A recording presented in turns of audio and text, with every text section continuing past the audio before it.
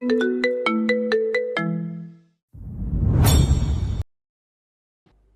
ভালো এই খারাপ হো, প্রেম মানে মিষ্টি পা, চলো মানে মানে দিয়ে ফেলি ডুব তুমি আমি মিলে, দুজনেই মনটাকে ও বেঁধে ফেলি সাত পাকে, চলো ছোট খাটো করি ভুল চুক তুমি আমি মিলে, সাজিয়েছি ছোট্ট এক ফালি সুখ, রাজি আছি আজকে বৃষ্টি নামুক, তুমি আমি ভিজবো দুজনে খুব ভরসা দিলে। তৃষা অনিচ্ছা সত্ত্বেও ঘর থেকে বেরিয়ে গেল। ওর প্রস্থান পথের দিকে তাকিয়ে আর্যর দীর্ঘশ্বাসটা বুক চিরে বেরিয়ে এলো। ওর চোখের ওই রক্তিম আভা কোনো অ্যালার্জি নয়, বরং এক দীর্ঘ রজনীর বিনিদ্র যুদ্ধের সাক্ষ্য। কাল রাতে তৃষা যখন ওর বুকে মাথা রেখে অবুঝের মতো মিশেছিল, তখন ও চাইলে পারত সেই দুর্বল মুহূর্তের সুযোগ নিতে, কিন্তু ওর পৌরুষ আর নীতিবোধ ওকে বারবার বাধা দিয়েছে। ও চায় না তৃষার অনিচ্ছায় বা স্রেফ পরিস্থিতির চাপে ওদের মাঝে কোনো অধিকার জন্মাক। তৃষাকে কোনো দুর্ঘটনার দরুন ওর তন্দ্রাচ্ছন্নতা নামক দুর্বলতার সুযোগে নিজের স্পর্শ থেকে বাঁচাতে তাই শেষমেশ আর্য বিছানা ছেড়ে বারান্দায় সারা রাত কাটিয়ে দিয়েছে, যার দরুন অপূর্ব নেত্রের এমন করুণ দশা ওর। অতিক্রান্ত হয়েছে বেশ খানিক্ষণ। কিয়ৎক্ষণ পূর্বে সংগঠিত হয়েছে অহনা শাহরিয়ারের পবিত্র পরিণয় পর্ব। কবুল ধ্বনি উচ্চারণের মাধ্যমে চিরপবিত্র এক বন্ধনে আবদ্ধ হয়েছে একজোড়া হৃদয়। উৎসবের প্রাবল্য এখন কিঞ্চিত স্থিমিত। নববধূর ঘোমটা আর অশ্রু সিক্ত হাসির আড়ালে তাকে ঘিরে থাকা রমণীকুল এখন অন্তরের মহলে ব্যস্ত। আর শাহরিয়ার নিমগ্ন হল বংশ পরম্পরায় চলে আসা কোনো এক প্রাচীন রীতির পালনে। ব্যস্ততার এই অবসরে উৎসবের এক কোণে শান্ত হয়ে বসল তৃষা। পাশেই বসা চঞ্চল টুইঙ্কেল ওর অবাধ্য কেশরাশি দস্যিপনায় এলোমেলো হয়ে পড়েছে। তৃষা অতি সন্তর্পণে নিজের নিপুণ আঙুলে টুইঙ্কেলের রেশমি চুলে চিরুনি চালনা করতে করতে বলল, এত ছোটাছুটি কেউ করে সুইটার? দেখো তো চোখ দুটো একদম লাল হয়ে আছে। টুইঙ্কেলের ডাগর ডাগর চোখ দুটো নাচিয়ে তৃষার দিকে ফেরল। নিজের ছোট্ট দুটো হাত দিয়ে তৃষার গাল দুটো আলতো করে টিপে দিয়ে আদুরে গলায় বলল, আমি একটু ঘুরছিলাম তো বানি, এই জন্য। তৃষা ওর সরল উত্তরে মিষ্টি হাসল। তা বলে এত ছোটাছুটি কেউ করে? টুইঙ্কেল তৃষার কোল থেকে নেমে দাঁড়িয়ে বলল, আমি তো আসলে সবার ড্রেস দেখছিলাম বানি। ওকে, তাহলে আমি যাই। পাপা কোথায় আছে দেখে আসি। টাটা। তৃষা বাধা দেওয়ার আগেই টুইঙ্কেল প্রজাপতির মতো ডানা মেলে সম্মুখে এগিয়ে গেল। তৃষা হাসি মুখে ওর প্রস্থান পথের দিকে চেয়ে রইল। ঠিক তখনই দীর্ঘশ্বাস ফেলে ওর পাশে ধপ করে এসে বসল মেহসানা। ওর হাতে অর্ধেক খাওয়া একটা কুলফি। ও বিরক্তিতে মুখ কুঁচকে বলল, দোস্ত, এই বাড়িতে কি এসিগুলো সব ধর্মঘট করেছে নাকি? শালাগুলো কাজই করে না। আমি ঘেমে একদম ভূত হয়ে গিয়েছি। তৃষা মেহসানার কপাল থেকে লেপ্টে থাকা চুলগুলো সরিয়ে দিয়ে খানিক কৌতুকের স্বরে বলল, তবে কি বলিস, ডাকি আমার সুইট অ্যান্ড কিউট দেবকে। উনি তোকে বাতাস করবো না হয়? মেহসানা তৃষার ঠাট্টায় মুখ বাঁকিয়ে বলল, ফাইজলামি মারোস? ওর কড়া বাতাস খাবো আমি? বয়েই গেছে। আজ তো একটা হনুমান কোথাকার। ওর থেকে তো আমাদের বাড়ির পাশে বেগুনের চপ বিক্রি করে শামসুল কাকাও সুন্দর দেখতে। মেহসানার কথায় তৃষা হেসে কুপকাত। ঠিক তখনই পাশ থেকে একটা শীতল কণ্ঠস্বর বজ্রপাতের মতো আসছে পড়ল, বেগুনির চপ বিক্রি করা শামসুল কাকা, লাইক সিরিয়াসলি মিস সাউন্ডবক্স, আপনার স্ট্যান্ডার্ড কি দিন দিন পাতলা অভিমুখে যাত্রা করছে? পেছনে কারো অস্তিত্ব অনুভব করে মেহসানা ঘাড় ঘুরিয়ে তাকালো। দেখলো আদ্রিয়ান দুই হাত পকেটে গুজে, চোখের সানগ্লাসটা কপালে তুলে বেশ তেড়াভাবে তাকিয়ে আছে। মেহসানার শামসুল কাকার উপমাটা যে ওর কানে দিয়েছে সেটা ওর কুচকানো ভ্রু কুচকে রাখার ধরনে স্পষ্ট। মেহসানা নিজেকে সামলে নিয়ে সোফায় হেলান দিয়ে বসলো এবং ও ততধিক তেড়া কণ্ঠে বলল, আরে, আপনি কখন উদয় হলেন শুনি? আর শামসুল কাকার চপ অন্তত আপনার এই বোরিং পার্সোনালিটির চেয়ে অনেক বেশি স্পাইসি অ্যান্ড টেস্টি। আদ্রিয়ান এগিয়ে এসে সোফার হাতড়ে ভর দিয়ে মেহসানার ঠিক সামনে ঝুঁকে এসে বাঁকা হাসল। একদম নিচু স্বরে বলল, আমি স্পাইসিস কি না সেটা কখনো টেস্ট করেছেন? যে বলেছে আমার থেকে স্পাইসিস? ওর এমন কাছাকাছি উপস্থিতিতে সামান্য ঘাবড়ে গেল মেহসানা। উম, মানে? আদ্রিয়ান নিজেকে সামলে সোজা হয়ে দাঁড়ালো। কিছু না, তবে স্পাইসি সাপের কথা না হয় বাদেই দিলাম, কিন্তু আপনার ওই শামচুল কাকা কি কখনো আয়নাতে নিজেকে দেখেছে? না মানে আমার মতো একজন হ্যান্ডসাম হিটম্যান বিয়েংয়ের সাথে ওই তৈলাক্ত চপওয়ালা তুলনা করাটা কি? ওকে কথা শেষ করতে দিল না মেহসানা, মাঝপথে ওকে থামিয়ে বলল, ওয়েট ওয়েট, কি বললেন? Handsome human being? তাও আপনি? দুটো একসাথে যায়? ওর এমন সূক্ষ্ম অপমানে প্রতিবাদ করার বদলে আদ্রিয়ান বাঁকা হেসে বলল, যাক, আপনার চোখের পাওয়া যে মাইনসান্থ এটাই, সেটা আজ কনফার্ম হলাম।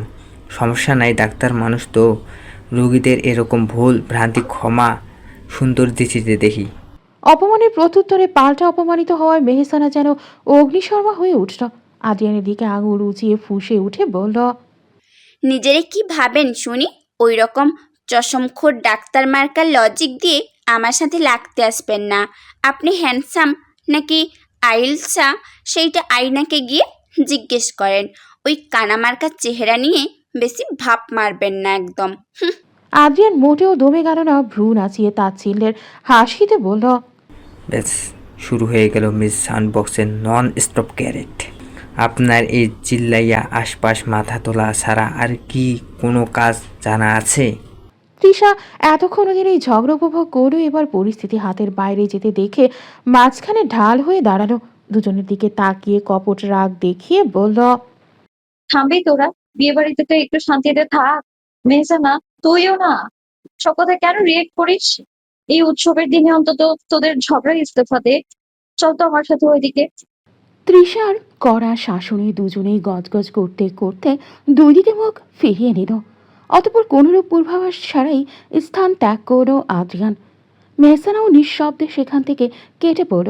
তৃষা ওদের প্রস্থান পথের দিকে চেয়ে ফোঁস করে একটা শ্বাস নিল, অতঃপর দোতলার দিকে পা বাড়ালো। বেলা গড়িয়ে অপরাহ্নের ম্লানিমায় নিরিমা গোধূলির আগমনে অপেক্ষমান।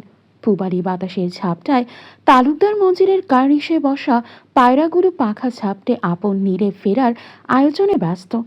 বিকেলে সেই ফিকে হয়ে আসা রোদ্দুর জানালার কাজ ছুঁয়ে কক্ষের মেঝেতে দীর্ঘ ছায়া ফেলেছে। তৃষা কিছুক্ষণ পূর্বেই গোসল সেরে শুভ্র সতেজতায় কক্ষের অভ্যন্তরে পা রাখল।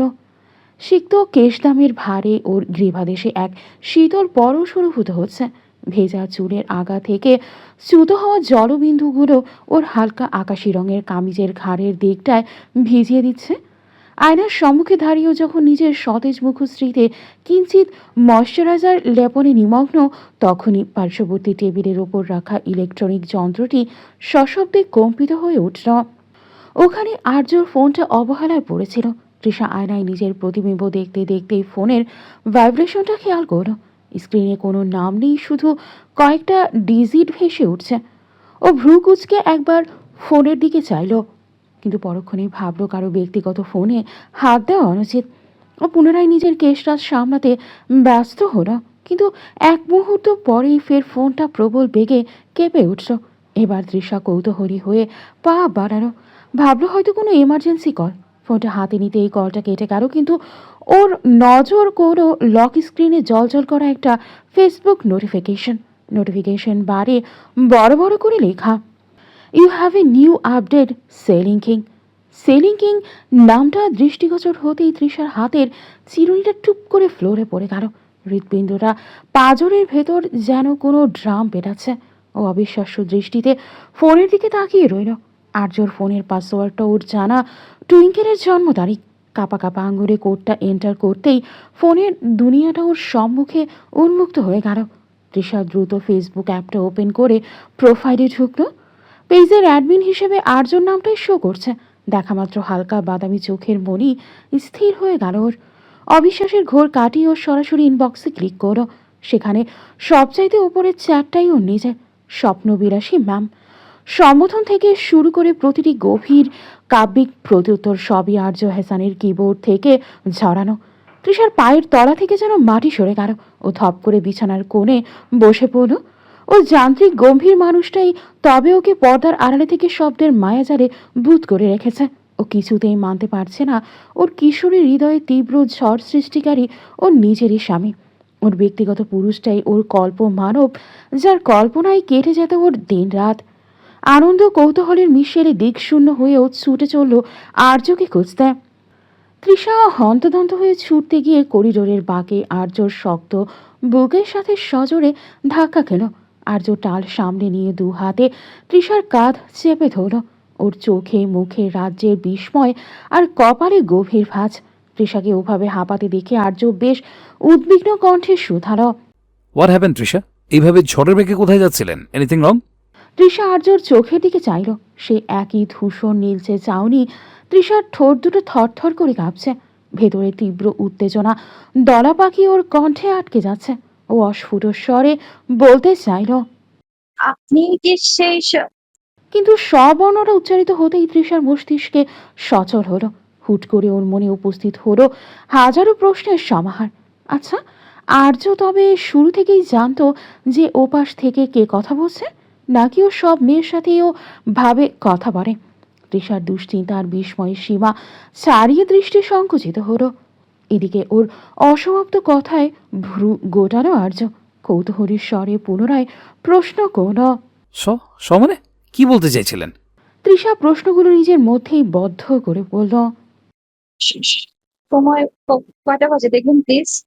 আর্যর কুঞ্চিত ভ্রু যুগল আরও কুচকাল। তবে ও তৎক্ষণাৎ আর কোনো প্রশ্ন না করে হাত ঘড়িটার দিকে একবার চেয়ে বলল, 4:05।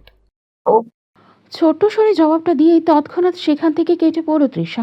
আর্য ওর প্রস্থান পথের দিকে বেশ কৌতূহলী হয়ে চেয়ে রইল। মেয়েটার মতিগতি বোঝা বড্ড দায়। মেহসানা নিজের লেহেঙ্গারটা এক পাশে সরিয়ে বিছানায় ধপ করে বসে পড়ে বড় বড় চোখ করে তৃষার দিকে চাইল। অবিশ্বাস্য গলায় ও চিৎকার করে উঠল, বলিস কি তৃষা, আর্য ভাইয়া সেই সিলিং কিং? তাহলে তুই জানার পর কেন হুট করে চুপ হয়ে গেলি? আফটার অল তোর একমাত্র ক্রাশ। তৃষা জানালার পর্দাটা সরিয়ে বাইরের ধূসর আকাশের দিকে তাকিয়ে একটা তপ্ত শ্বাস ফেলে আলতো স্বরে জবাব দিল, কারণ আমি চাই না উনি এক্ষুনি জানুক যে ওপাশে মানুষটা আমি। দেখ মেহু, যে মানুষটা সামনে দাঁড়ালে পাথরের মতো গম্ভীর থাকে সেই মানুষটা ইনবক্সে এতটা রোমান্টিক। আমার এখন ওনার ক্যারেক্টার টেস্ট করার প্রয়োজন। উনি কি শুধু আমার সাথেই ওভাবে কথা বলেন, নাকি ওপাশে থেকে যে কোনো মেয়ে নখ দিলেই ওনার ভবিষ্যৎটা জেগে ওঠে? সেটা তো দেখতে হবে আমার, তাই না? মেহসানা ভ্রু কুচকে বলল, মানে তুই এখন নিজের বরের সাথেই লুকোচুরি খেলবি? ডার্লিং, ধরা খেলে কিন্তু হিতে বিপরীত হতে পারে। তৃষার সম্মুখের দর্পণে নিজের প্রতিবিম্ব দেখে বলল, ধরতে পারলে তো আমি দেখতে চাই ওনার এই মেকি গাম্ভীর্যের আড়ালে আর কত রূপ লুকিয়ে আছে। মিস্টার ক্যাপ্টেনকে এবার নিজের জালেই আটকাতে হবে। আমি রেডি, এবার দেখা যাক সিলিং কিং কতদূর পর্যন্ত যায়। মেহসানা একটা দীর্ঘশ্বাস ফেলে বলল, তোর মাথায় যে কি বুদ্ধি খেলে! যাকগে, আমি আছি তোর এই মিশনে। তবে মনে রাখিস, বাঘের ঘরে ঘোরের বাসা করতে গিয়ে নিজের আবার প্রেমে হাবুডুবু খাস না। তৃষা আনমনে বাঁকা হাসল। মনে মনে কি বলল কে জানে। কিছুক্ষণ পর আর্য ধীর পায়ে ভেতরে প্রবেশ করল। টেবিলের ওপরে পড়ে থাকা ফোনটার দিকে নজর যেতেই ওর হৃৎপিণ্ড যেন এক মুহূর্তের জন্য থমকে গেল। ফোনের স্ক্রিনটা তখনও সচল, আর সেখানে সগৌরবে উন্মুক্ত হয়ে আছে সেলিং কিংয়ের ইনবক্স। আর্যর কপালে বিন্দু বিন্দু ঘাম জমে উঠল। ও দ্রুত পদক্ষেপে এগিয়ে গিয়ে ফোনটা হাতে নিয়ে অস্ফুট স্বরে বিড়বিড়িয়ে উঠল, শিট, ইনবক্স খোলা। তার মানে তৃষা সব দেখে ফেলেছে। ওর দীর্ঘদিনের সযত্নে লালিত গোপনীয়তা এভাবে ধূলিসাৎ হয়ে যাবে ও ভাবতেও পারেনি। ও অস্থিরভাবে ঘরে পায়চারি করতে লাগলো। কয়েক মুহূর্ত আগের করিডোরের সেই দৃশ্যটা ওর স্মৃতির পর্দায় ভেসে উঠল।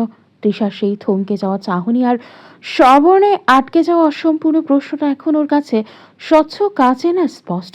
ও নিজের কপালে হাত দিয়ে সোফায় ধপ করে বসে পড়ল।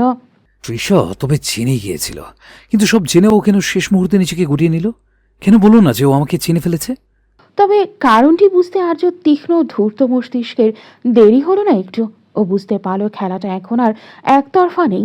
তৃষার ওই রহস্যময় নীরবতা আর হঠাৎ পাল্টে যাওয়া ভঙ্গি হয়তো কোনো এক আসন্ন ঝড়ের পূর্বাভাস। আর্যর ওষ্ঠা ধরে এক চিলতে বাঁকা হাসি ফুটে উঠত ও মনে মনে বলল, বুঝেছি ম্যাম, আপনি কি তবে পাল্টা চাল চালার প্রস্তুতি নিচ্ছেন? বেশ, তবে লড়াইটা এবার সামনাসামনি হোক। আপনারা বোঝা উচিত, আপনি যে স্কুলের স্টুডেন্ট সেখানকার সবচেয়ে সিনিয়র টিচার আমি। আধার আচ্ছন্ন যামিনী নিবিড় আলিঙ্গনে আষ্টে পৃষ্ঠে জড়িয়ে ধরেছে ধরিত্রীকে। নিস্তব্ধ আঙিনার বুক চিরে দূর নব বনস্পতির গাত্র হতে খচিত পাখির মৃদু কলতানে শ্রবণের ধারে করাঘাত করছে। ঝিল্লির রবপূর্ব বাগানের কার্নিশ ঘেঁষা কক্ষটি তখন টুইঙ্কেল আর তৃষার প্রাণবন্ত গুঞ্জনে মুখর। কিছুক্ষণ পূর্বে শাহরিয়ারের থেকে কক্ষ প্রবেশের অনুমতি শুল্ক বাবদ হাসিলকৃত অর্থের ভাগ বাটোয়ারা শেষে সবে কক্ষে ফিরেই টুইঙ্কেলকে খাওয়াতে তৎপর হয়েছেও। টুইঙ্কেল ছুটছে নিজ গতিতে, আর ওর পেছনে পেছনে খাবারের থালা হাতে বৃত্তাকার পথে সমগ্র কক্ষে দৌড়িয়ে বেড়াচ্ছে তৃষা। এইটুকু মাম্মাম, একটুই তো, খেয়ে নাও না সোনা। টুইঙ্কেল ছুটতে ছুটতে খিলখিলিয়ে হেসে বলল, না বানি, ওটা তুমি খাও, আমার ক্ষুধা নাই তো। একটু সুইট হার্ট, আমার লক্ষ্মী সোনা। এইটুকু নিলেই বানি কাল তোমাকে নিয়ে ঘুরতে বেরোবে না? বেড়াতে যাওয়ার প্রতিশ্রুতিতে থেমে গেল টুইঙ্কেল। সত্যি তো, প্রমিস? টুইঙ্কেল থামতেই হাফ ছেড়ে বাঁচল তৃষা। খানিক মুচকি হেসে ওর দিকে এগিয়ে আসতে আসতে বলতে চাইল প্রমিস, কিন্তু তার আগেই কক্ষে প্রবেশ করো আর্য। কিঞ্চিত গম্ভীর ওর মুখাবয়ব, তবে তৃষা বিন্দুমাত্র অবাক হলো না, কেননা এটাই তো মিস্টার ক্যাপ্টেনের চিরাচরিত বৈশিষ্ট্য। কি হচ্ছে মাম্মাম, এখনো খাবার ফিনিশ হয়নি? টুইঙ্কেল আর্যর দিকে চেয়ে বলল, পাপ্পা, আর একটু আছে। তাড়াতাড়ি সেটা ফিনিশ করো মাম্মাম, রাতে প্যাকিং আছে, কাল ফিরতে হবে তো। আকস্মিক আর্যর মুখে ফেরার কথা শুনতেই ভ্রু কুঁচকে গেল তৃষার। বিস্মিত হলো খানিক। কাল ফিরতে হবে মানে? আর্য তৃষার বিস্মিত মুখাবয়বে চেয়ে বলল, আমার মেরিন ইঞ্জিনিয়ার তৃষা, কাজকর্ম বলে তো কিছু আছে আমার নাকি? বলতে বলতে আর্য খেয়াল করো তৃষা মুখটা ছোট হয়ে আসছে। ও এইবার কণ্ঠটা সামান্য কোমল করে বলল, আর এমনি তো ছুটির টাইম ওভার আমার, হেডকোয়ার্টার থেকে কল আসছে, 4 দিনের ভেতরে জয়েন করতে হবে, তাই। ছোট্ট স্বরে কথাটা বলেই তৃষা টুইঙ্কেলের দিকে এগিয়ে গিয়ে শান্ত ভঙ্গিমায় ওকে খাওয়াতে লাগলো। আর্য আর দৃষ্টিতে চেয়ে দেখলো তৃষার সংকুচিত মুখশ্রী। ওর বিষণ্ণ মুখচ্ছবি দেখে আর্যর বুঝতে বাকি রইল না যে এই মায়াভরা পরিবেশ ছেড়ে হঠাৎ চলে যাওয়ার খবরটা তৃষার মনে কতটা চোট দিয়েছে। হয়তো সে ভেবেছিল আরও কিছুদিন এই স্নিগ্ধ সময়গুলোর মুঠোয় বন্দী থাকবে। আর্য কিঞ্চিত অপরাধ বোধে ভুগলেও কর্তব্যের টানেও নিরুপায়। ধরনীর বক্ষ চিরে নেমে আসা সুপ্ত নিস্তব্ধতায় চারিদার এখন আচ্ছন্ন। ঝিল্লিরব ক্লান্ত হয়ে থিতু হয়েছে নিঝুম নিশীথে। জিরিজিরে সমীরণে পত্রপল্লবের মৃদু মর্মর ধ্বনি ব্যতীত আর কোনো স্পন্দন নেই। ধরিত্রীর থমথমে ঘুমন্ত অবয়বে প্রান্তর জনহীন। তৃষা আজ তামান্নাদের সাথে ঘুমিয়েছে, তবে প্রায় 1.5 ঘন্টা যাবৎ বিছানার এপাশ ওপাশ করছে ও ঘুমের লেশমাত্র নেই চোখে। বিরক্তিতে এবার উঠে বসল। হাত বাড়িয়ে পাশের টেবিল থেকে ফোনটা তুলে নিয়ে ডাটা অন করতেই স্ক্রিনটা জ্বলে উঠল। আর ঠিক তখনই তৃষার হৃদস্পন্দন এক মুহূর্তের জন্য থমকে গেল। সেইরিং কিং নামটার পাশে সবুজ বিন্দুর সংকেত দিচ্ছে আর্য এখন অনলাইনে। তৃষা দ্রুত সময়ের কাঁটায় তাকালো। 1:05। ওর কপালে সূক্ষ্ম ভাঁজ পড়ল, এই মানুষটা কি তবে ওর মতোই অনিদ্রার দহনে পড়ছে, নাকি ওপাশ থেকে অন্য কারোর সাথে শব্দের মায়াজাল বুনছে? কৌতূহল আর কিঞ্চিত ঈর্ষার মিশ্রণে তৃষার আঙ্গুলগুলো কিবোর্ডে সচল হলো। ও লিখে পাঠালো, এত রাতে লাইনে যে? তৃষা ঈষৎ বিড়ম্বনে ভুগছিল এত রাতে মেসেজের প্রত্যুত্তর আদৌ পাওয়া যাবে কিনা। তবে ওকে অবাকের চূড়ান্তে পৌঁছে মেসেজটা সেন্ড হওয়া মাত্রই টাইপিং লেখাটা ভেসে উঠল। তবে তৃষার চিন্তার রেশ বিন্দুমাত্র না কমে বরং দ্বিগুণ হলো। কিছুক্ষণের মাঝেই আর্য লিখে পাঠালো, ঘুম আসছে না, রিজন? বউ নাই পাশে। আর্যর এমন অকপট উত্তরে তৃষা বিস্ময়ের চূড়ান্ত সীমা চূর্ণ করে তাজ্জব বনে গিয়েছে।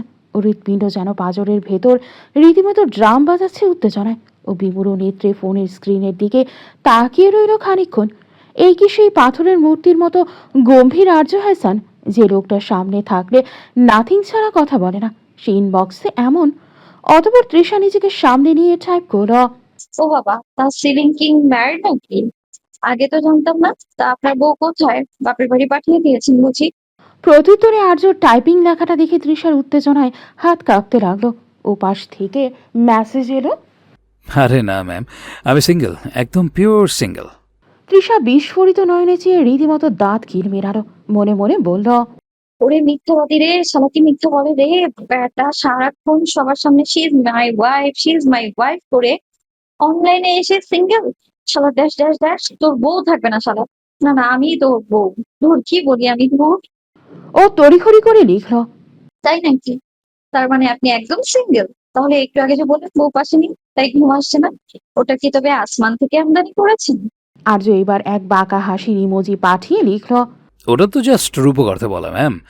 আসলে আমার মতো দুর্ভাগা মানুষের কপালে কি আর বউ জোটে? যাদের পাশে কেউ নেই তাদের কল্পিত বই ভরসা। তৃষা রাগে ফিরে পড়েছে। রাত বিরেতে আর্যর এমন মিথ্যাচার ইচ্ছা করছে রান্নাঘর থেকে বটি নিয়ে গিয়ে ওর গলার কাছে ধরে বলতে, শালা বল, তোর ঘরে একটা সুইট কিউটনেস ওভারলেটেড বউ আছে, নাম তৃষা নেওয়াজ, সরি তৃষা আর জেহেনা ইনসান। কিন্তু আফসোস পাল না। ফোনটা এক প্রকার বিছানায় আছাড় মারতেই গিয়েও সামনে নিল। দাঁত দিয়ে নিজের ঠোঁট কামড়ে ধরে গজগজ করতে করতে টাইপ করল। ও আচ্ছা। তৃষা এবার ক্ষিপ্ত মেজাজে ফোনটা রাখার জন্য ডাটা অফ করতে যাবে, ঠিক তখনই আর্যর আরেক বিব্রতকর মেসেজে চোখ মুখ খিচে আসলো ওর। তা আপনি এত রাতে লাইনে কি করছেন মিস? বয়ফ্রেন্ড টয়ফ্রেন্ড আছে নাকি? তৃষা যেন উত্তর দিতে ভুলে গেল। কি বলবে ও?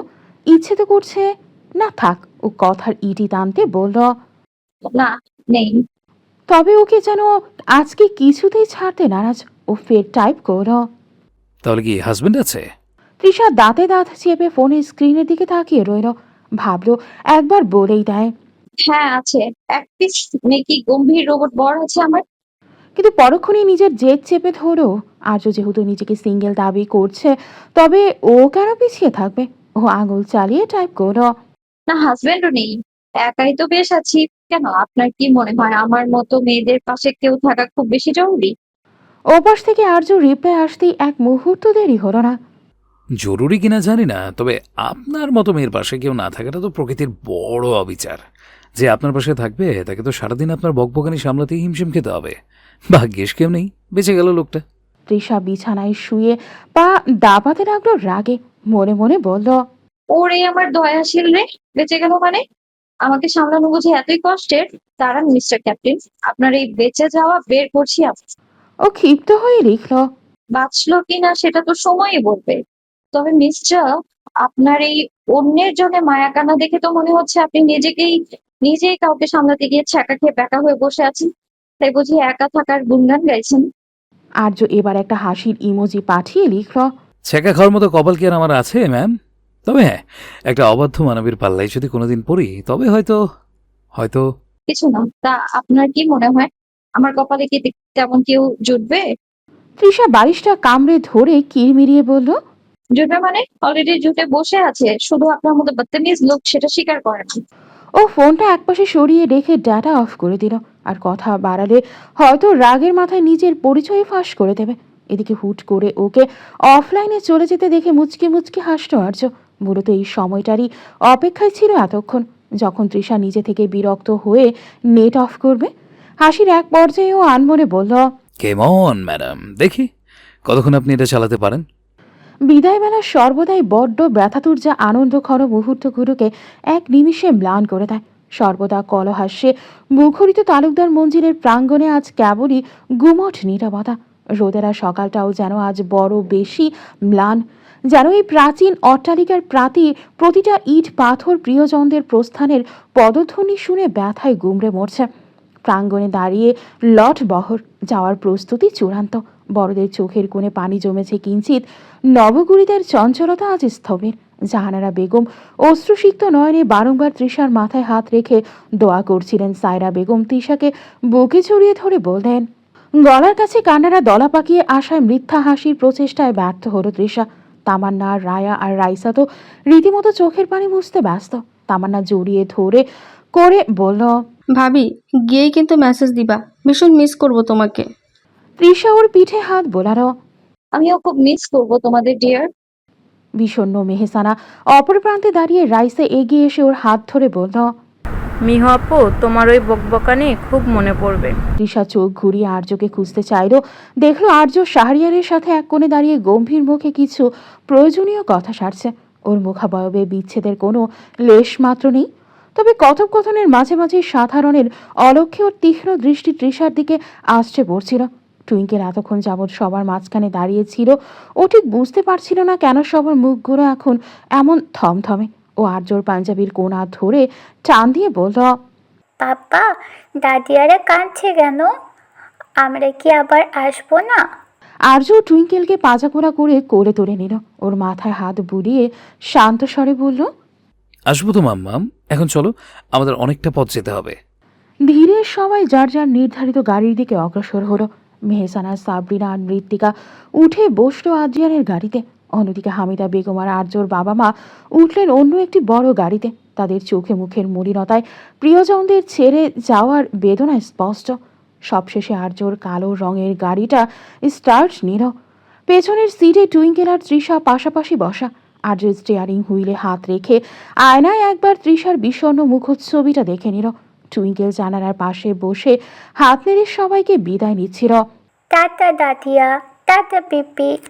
গাড়িটা যখন তালুকদার মঞ্জিলের বিশাল গেট পার হয়ে মূল রাস্তায় পড়ল, তৃষা শেষবারের মতো পেছনের দিকে তাকালো। আর্য ড্রাইভ করতে করতে খুব শান্ত স্বরে বলল, মন খারাপ করবেন না তৃষা, জীবনটা তো আসলে একটা সফর, যেখানে প্রতিটা স্টেশনে কাউকে না কাউকে বিদায় দিতেই হয়। তৃষা ওর কথার পিঠে কোনো উত্তর দিল না, শুধু উদাস নয়নে বাইরের দ্রুত ধাবমান গাছগুলোর দিকে চেয়ে রইল। গাড়িটা এগিয়ে চলল রাজপথের উদ্দেশ্যে।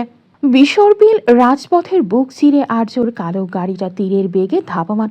দীর্ঘক্ষণ যাবৎ নিস্তব্ধতা বিদ্যমান গাড়ির ভেতর।